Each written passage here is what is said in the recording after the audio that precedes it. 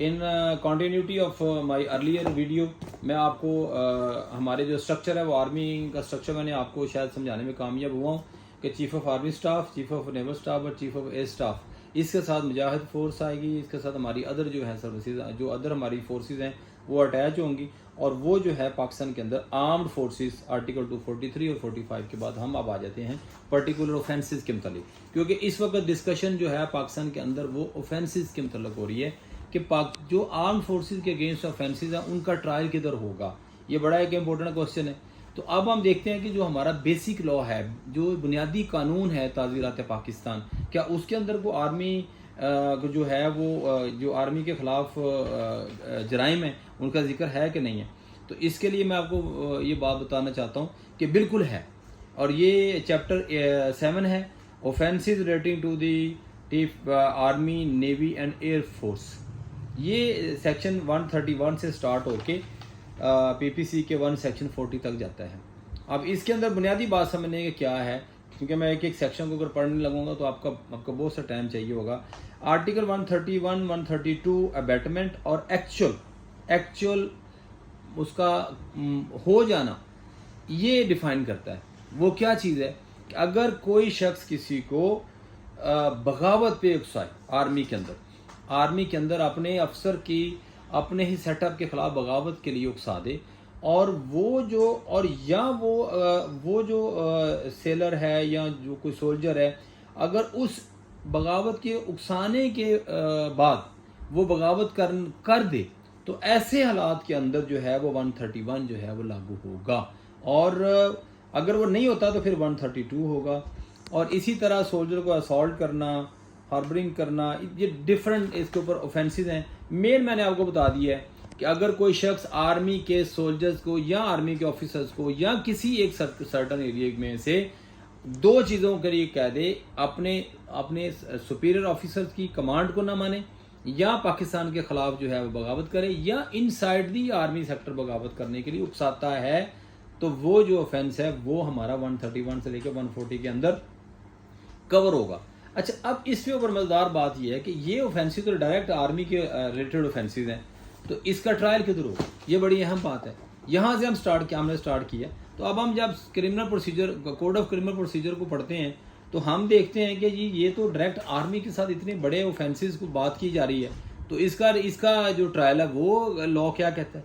Law ये कह रहा है 131 जिसके अंदर अबैटिंग, म्यूटनी और बगावत के लिए जो एफर्ट्स, जो किसी को कहना है कि आप ये करें, ये इसका ट्रायल होना है कोर्ट ऑफ सेशन में। ये अगर आप इसका शेड्यूल देखेंगे कोड ऑफ क्रिमिनल प्रोसीजर में, तो आपको इस शेड्यूल में ये चीज़ नज़र आएगी कि ये बड़ी इम्पोर्टेंट बात है कि ये टेबल जो है ये डिसाइड करता है सेंटेंस को, अवेलेबल को, नॉन अवेलेबल को, कॉग्निजेबल ऑफेंस को और ट्रायल कोर्ट को। तो ये जो पर्टिकुलर ऑफेंसेस हैं, ये सारे ऑफेंसेस जो हैं ट्रायबल हैं by the session and the magistrate of the first class. और इसके अंदर ये वाले, इसका मतलब ये वाले ऑफेंसेस जो हैं ये सेव हो गए टू द एक्सटेंट ऑफ कि ये आर्मी के पर्टिकुलर आर्मी के खिलाफ ऑफेंसेस हैं जो पीपीसी डिफाइन कर रहा है, लेकिन इसका ट्रायल जो है वो सेशंस कोर्ट में और मजिस्ट्रियल कोर्ट्स में जो कि फर्स्ट क्लास है वहाँ पे होगा। तो ये पाकिस्तान पीनल कोड मैंने आपके सामने डिस्कस कर दी। अब हम बात करते हैं अदरवाइज एक और कानून है जो बड़ा अहम है, पाकिस्तान के अंदर बहुत डिस्कस होता रहा है, और उसको हम कहते हैं एंटी टेररिज्म एक्ट 1997।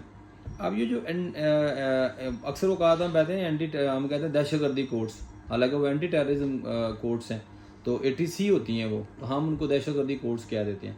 तो ये जो है ना, ये एंटी टेररिज्म एक्ट जो है 1997 में लाया गया, और उस हालात के अंदर लाया गया कि जब पाकिस्तान के अंदर बहुत सी टेररिज्म एक्टिविटीज़ हो रही थी, और इस हवाले से लेजिस्लेटर ने जो है वो इसको लेके कैसे चलें।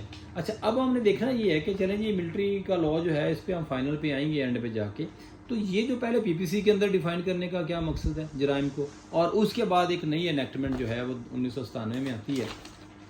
तो ये क्या कह रही है, इनफैक्ट अगर हम इसका सेक्शन 2 पढ़ते हैं तो सेक्शन 2 इसका, मैं आपको पर्टिकुलर सेक्शन बताऊंगा, आपने as a law student of law आपने पढ़ना है, ताकि आप भी मेरी इस बात से इत्तेफाक करते हो तो नीचे मुझे कमेंट में लिख दें, ना करते हो तो फिर भी मुझे ज़रूर गाइड कीजिएगा कि मैं कहाँ गलती पे हूँ।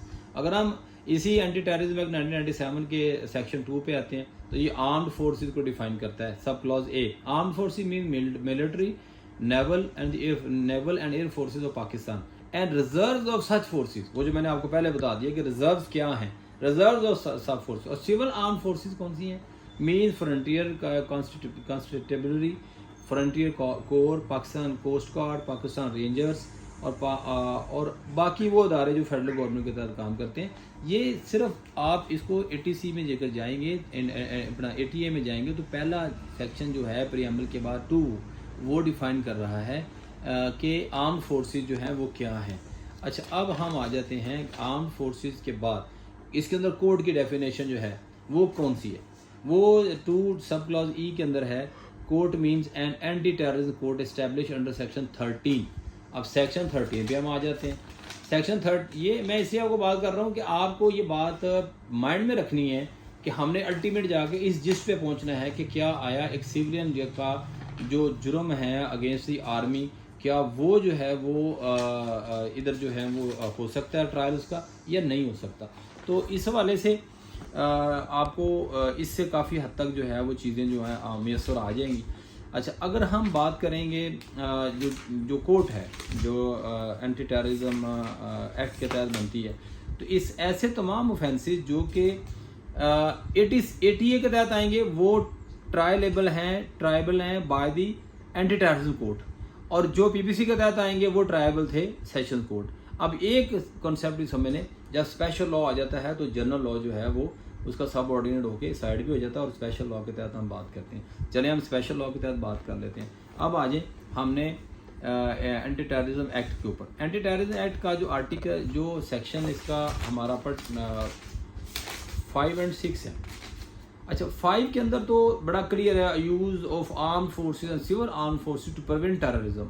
یہ یہاں پہ اس کا مطلب ہماری آرمڈ فورسز کو ادھر انڈکٹ کر دیا گیا. سیکشن 6 جو ہے یہ آپ کو ڈیفائن کرتا ہے ٹیررزم کو.